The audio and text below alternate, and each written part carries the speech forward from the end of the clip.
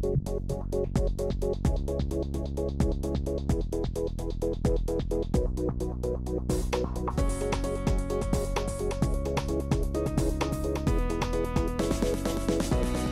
do not need to tell this distinguished audience that we are meeting at an historic time for one region in particular, the Middle East and North Africa.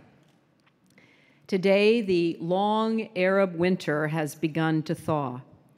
For the first time in decades, there is a real opportunity for lasting change, a real opportunity for people to have their voices heard and their priorities addressed.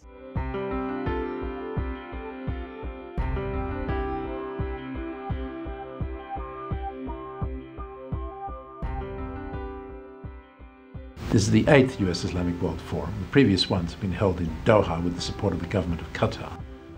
We decided to launch this forum in the wake of the horrendous events of 9/11, in the belief that if we could promote a high-level dialogue between leaders from all over the Muslim world and the United States, this would help to bridge the gulf of understanding. وهو منتدى لا يخص دولة قطر، أن دولة قطر ترعاه وتدعمه، ولكن هو يخص شعوب العالم الإسلامي وشعب الولايات المتحدة، حكومة العالم الإسلامي وحكومة الولايات المتحدة.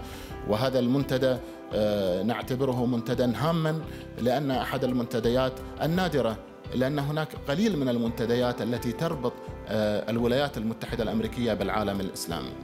This is the first time that the forum is being held in the United States of America.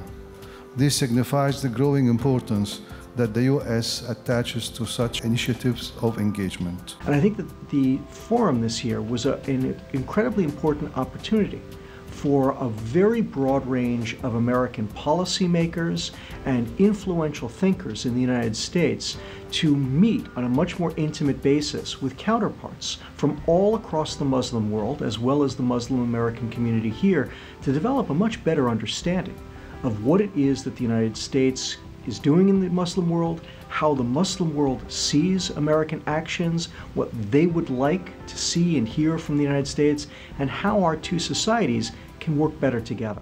We were able to bring people from over 30 countries in terms of policymakers, activists, intellectuals, opinion shapers, who came and really participated in the forum. The way that we were able to use social media and our website this year, we really actually had participation from over 98 countries. It's really a terrific gathering. I think what made it particularly distinct this year was being able to bring it to Washington and have more Americans see what this very frank, very rich dialogue is all about. All of these issues really came to the fore, which is the participation of women, religious freedom, involvement of youth, political structures in civil society. And I was pleased to see that people really seized the forum as an opportunity to talk about these issues. I think this conference is very important in terms of being able to bring the primary decision makers in the Islamic world with the U.S. and to have what I call the difficult conversations, to really start talking about issues that are really challenging both societies, both in terms of working together but also moving forward. As everyone knows, particularly at this time in the Middle East, really beginning to see where the next steps are and what role the global community can have in supporting the organic protests that took place.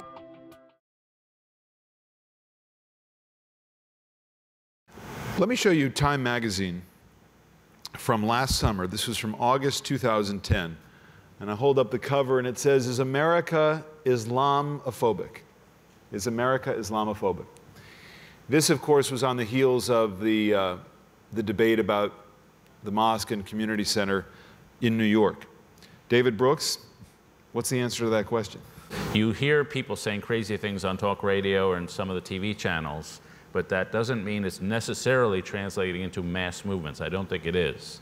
Since we began the U.S. Islamic World Forum in the wake of 9/11, there's obviously been a strong sense among a whole variety of different people in the United States and in the Muslim world that there's a gap that needs to be bridged.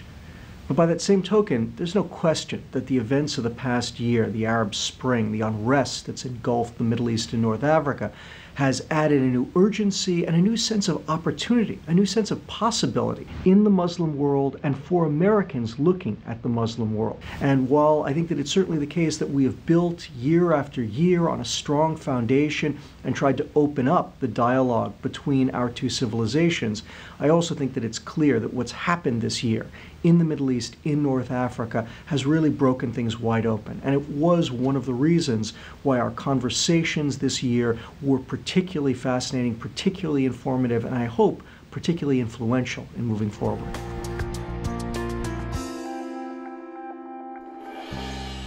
This Arab Spring will bring about changes not only in foreign policy but also in domestic political agenda of the Arab populations. What has happened is the biggest game changer that we have seen in a very long time. In my lifetime, big game changers have been World War II, the end of the Cold War, and this.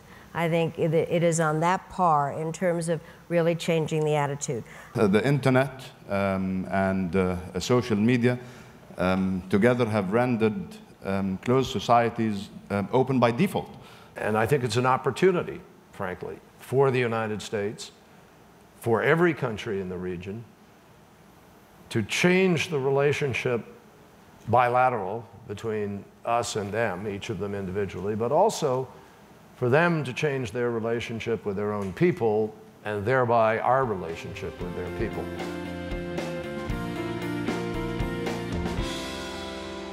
Building an Arab democracy in the 21st century has to have deliberate attempt to empower these previously marginalized groups.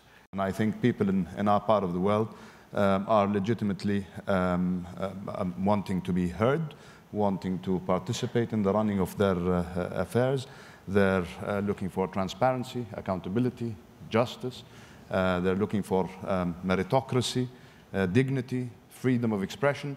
And I think that this people power, I mean, one of the youngsters of Egypt, whom I met on one of my visits to Cairo recently, said to me, "We have taken our own future in our own hands. What next?"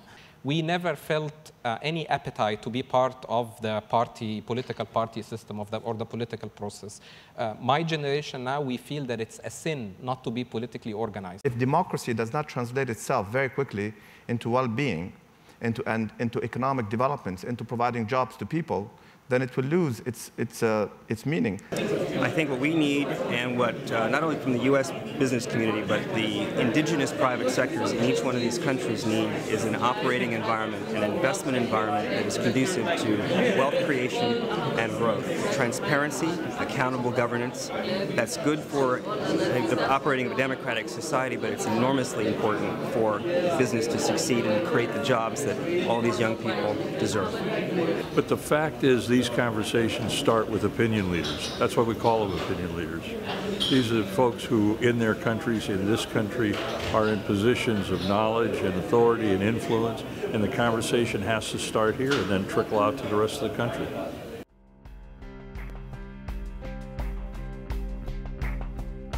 We believe in this region. We see no reason that it cannot be among the most progressive, prosperous, peaceful, successful regions in the world. When we look at other regions in the world that have undergone change, sometimes violent, sometimes difficult, we see no reason why this region cannot succeed. And wherever we can, we will accelerate our work to develop stronger bonds with the people themselves, with civil society, business leaders, religious communities, women and minorities. We are rethinking the way we do business on the ground with citizens.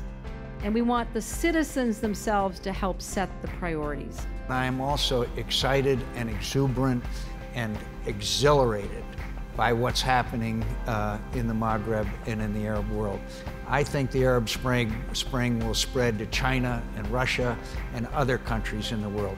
This is a seismic event of incredible historical proportion. I'm glad I'm alive to see it, and I believe that we now have an opportunity to provide hope and democracy and freedom to people who have never known it.